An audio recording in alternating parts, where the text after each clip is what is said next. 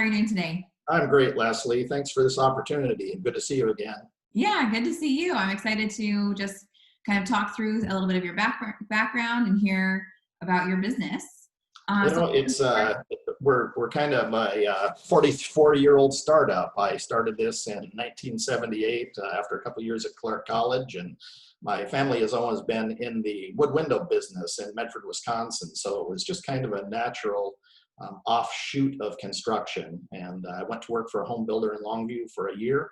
And from that kind of segued into doing my own thing. And the demand was there. People appreciated somebody with a high attention to detail and craftsmanship, which I always brought to the project. And we started out doing some additions and things. I worked with a partner for a little while building custom homes, and it wasn't long before I was on my own. And it's been, as I say, 44 years of building custom homes and building the American dream for folks. And yeah, we've been pretty successful at it. yeah, Like most folks, we've been on that roller coaster where, some years are fantastic and some years are a little scary, but great. all in all, it's been a great ride, and we're truly blessed. I've put together a great team of people that see my vision and apply it every day. So we are truly blessed. Great. And you're mostly here in Clark County, right? We are entirely in Clark County. I've built some things in Beaverton and over in Oregon over the years, and it just doesn't make sense to try to go over there. I Yeah. always joke to my clients that if the build will support me buying a Jet Ranger helicopter, we'll talk about it. If not, I can't go to Oregon. So we stay right in Clark County. And perhaps if the build was nice enough, we could just maybe sneak over the line a little bit into Cowlitz up the Columbia River, but we try to stay right in Clark County. Right. Kind of keep it all close together. Yes. Yeah. What makes you different than other builders? I think we have a concierge approach to building, and we're highly collaborative with the client. One of our guiding principles is that we make every decision in the client's best interest. And everybody here sees my vision from the past 40 years, and they just want the client to have the very best. Mm-hmm. We are extremely picky about the jobs we take. It's relationship based for us, and we even tell our clients, after you meet with us, if you don't feel the appropriate vibe, find the person that you do. There's a perfect fit for everyone. And I've been successful in that. In 44 years, I've never had a bad client. Wow. I've had a couple that are a little testy. This is almost an emotional thing. But for the most part, we end up being dear friends for a lot of years. And all of the folks that work with me, my team, they have basically the same vision.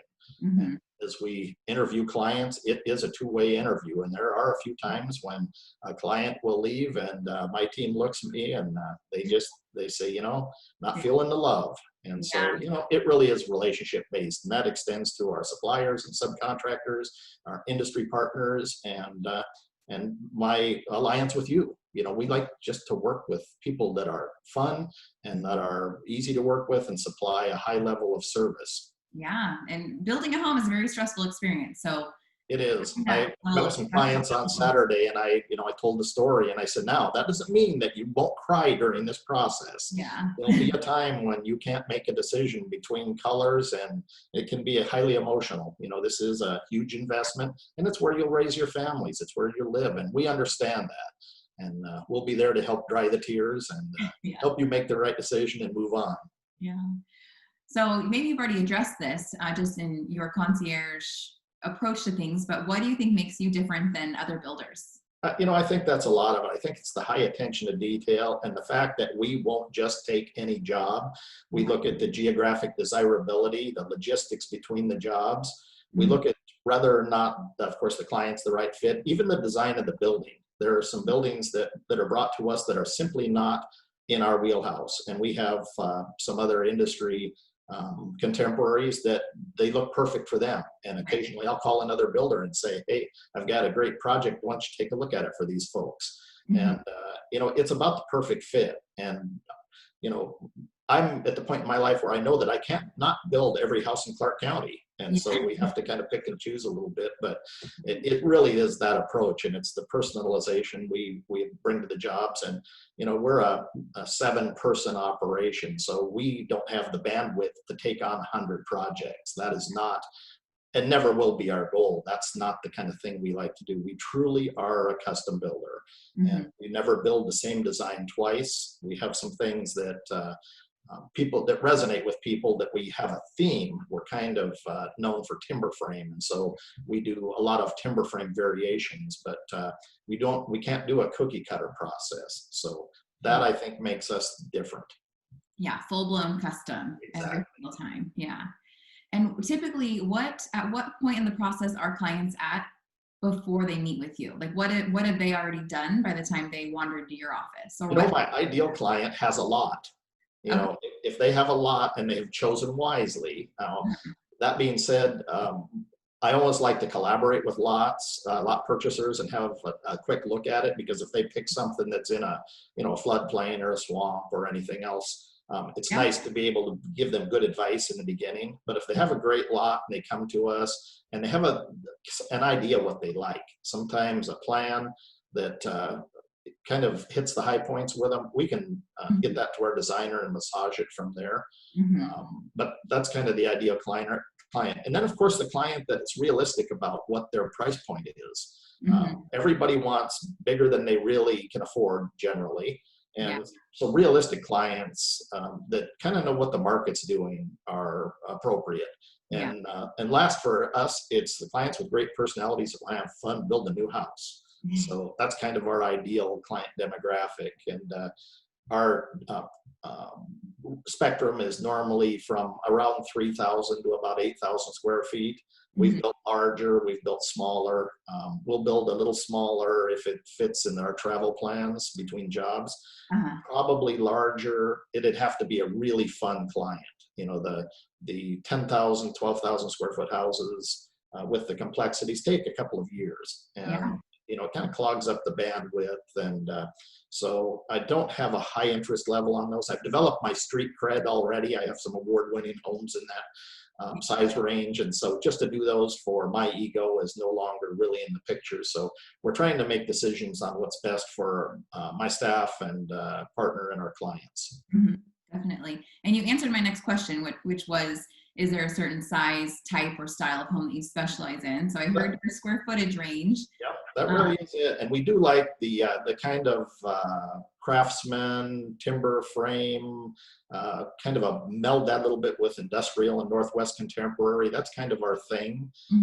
Any traditional touches, we're really good at that. I've done those, everything from Victorian to colonial over the years. So we basically can hit any of those. That's really the thing that we like to do. I would say that 5,000 foot is our sweet point. We'll go a little smaller. 4,000 is fine.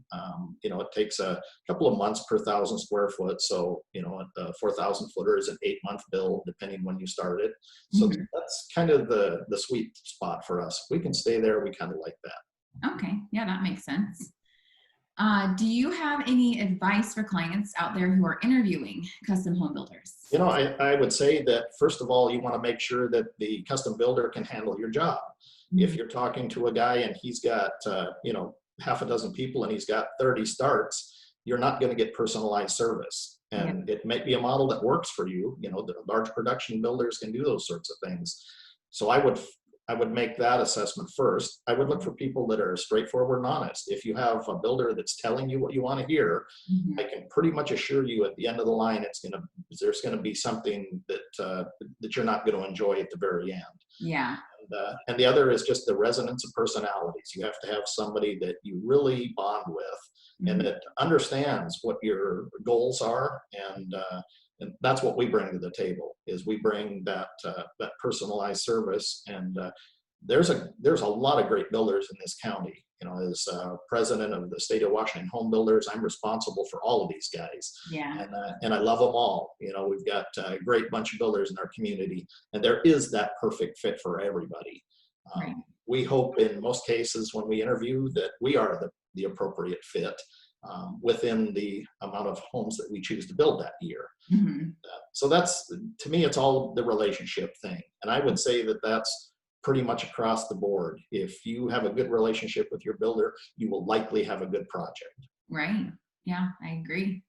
And then what's something that you see clients struggle with the most? Probably selections is the biggest thing, and the budget is the second thing. You know, everybody, and I've seen this now for 44 years, everybody builds likely bigger than they really should from the planning point. And then they find that they're stretching numbers to try to make these 4,000 and 5,000 square foot houses work. Right. That seems to be the battle. And in this day and age now, they're bombarded by selections. You know, you look at pretty much the continual inrush of information. There's 1,000 selections in every item, and then you toss in a parade of homes or a street of dreams or a home show, and the spectrum just multiplies. Yeah. So having the ability to narrow those things down, and we always encourage our clients to, you know, kind of get a good idea what you like and focus on that, and keep in mind that, you know, there is a price point on all these things. You know, a really deluxe Viking range at, you know, $20,000 is a really cool range. Yeah. But does it fit in a 3,000 square foot house? Probably not. So, Right. you know, you have to make sure that you have budget decisions. So that's the challenges that we continually face, is that no matter how much your budget is, it never seems to be enough. Yeah. And do you ever team up with interior designers, like where the client We, hires a designer to we help with that do. process? Yes, we have architectural designers for the building end, and we have 2 or 3 interior designers that we love working with. Mhm. Once again, all of those people, I sometimes feel like a matchmaking service, because really Yeah. that's what I do. I pair Yeah. the appropriate people to the appropriate job, and I try to upfront assess what those personalities are and put those folks together. And Mhm. most of the time, I'm pretty good at that. Mhm. Occasionally, we've had folks meet with an architect or a designer, and they just don't resonate. And I give them the advice from the very moment. This is really your first date. Go and check this out. And if it doesn't feel good, if it's not the right fit, let's find the next person, because there will be a right fit. Mhm. I hired a designer to help with the selections for my own home that we just built. Mhm. And she put together, you know, boards for every room. And it just took all the stress out of it for me, because I had given her an idea of what I wanted. And then she consolidated everything, made it all cohesive. And I found that I didn't have to worry about it so much. And it was a lot less time consuming. Exactly. No, that was a very, very wise thing on your part. And, you know, even one of my team members this morning said, you know, based on all these selections, I don't even know how I build my own house. Yeah. You know, so to have a designer tie those things together is money well spent. Mhm. They understand what the trends are, and they can help you from doing some silly things that you'll regret later. There's no sense being on the end of a trend, because at some point they're going to call you and say, Leslie, can you sell my house? And your Yeah. response will be, yes, I can, but I sure wish you hadn't put all that brass and glass in there. Yeah. And so it makes it a lot easier on the other end. You always have to think of the escape clause on these places. And Mhm. that even speaks to architectural designs. You know, build something that's special for you, but remember, one day it'll be someone else's dream. And, you know, if you've done something that is borderline strange, Yeah. you know how those houses are. I'm sure you've seen those before, when somebody built their little piece of paradise, Mhm. but it doesn't resonate with the next person. So Right. I encourage people to personalize, but be wise as you personalize. Yeah, exactly. Kind of keep that bigger picture in mind. Exactly. And then last thing, what kind of mindset do you think a client needs, or what's really helpful to be a part of that great custom home build experience? They need to be collaborative, first of all. They need to be open-minded, willing to share ideas. And that's probably the thing that we enjoy the most when we have the appropriate client, is they'll come in and they share their vision. And really, if you will tell us and your designer and your interior designer your story, and how you live and what resonates with you, Mhm. that makes really for a great partnership. You know, we're not mind readers. You know, sometimes we can pick up nuances from people that'll help us point a certain direction. But I had actually my favorite build ever was my 2018 parade home, Mhm. the Timberline. And when we started designing that place, I sat down with the owner, Ken Hansen, and I asked him, I said, what stirs your soul when you go into buildings? What resonates with you? And he said, you know what? I love lodges. You know, he Oh, spoke about some things that he had seen in Colorado, and boom, I got the vision instantly. And right. you saw the results. The Timberline is a manifestation of that conversation. Uh-huh. And it's resonated with anyone that's ever been in it or seen it. They Yeah. love that place. Right. I'll have to drop a link in the Please description do. of this video for people to be able to click on that and take a tour. Or Please do. something in the That was, you know, you asked me one time what my most enjoyable project was, and that one was it. Mhm.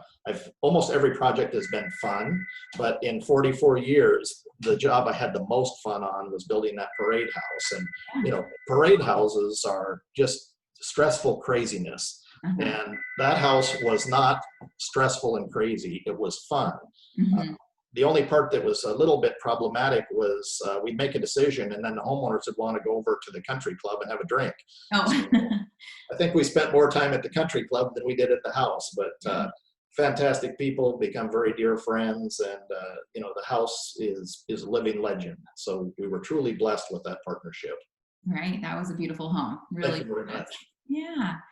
Well, Tracy, anything else you want to add? I think that that's it for my questions. Okay, I think that kind of sums up what Doriot Construction is about. We, you know, just to kind of put a tagline on it, we call it the Doriot difference. And it's just things that we do that are a little bit cut above what everyone else does. And I would never disparage my contemporaries. I think the builders in Clark County are probably among the best.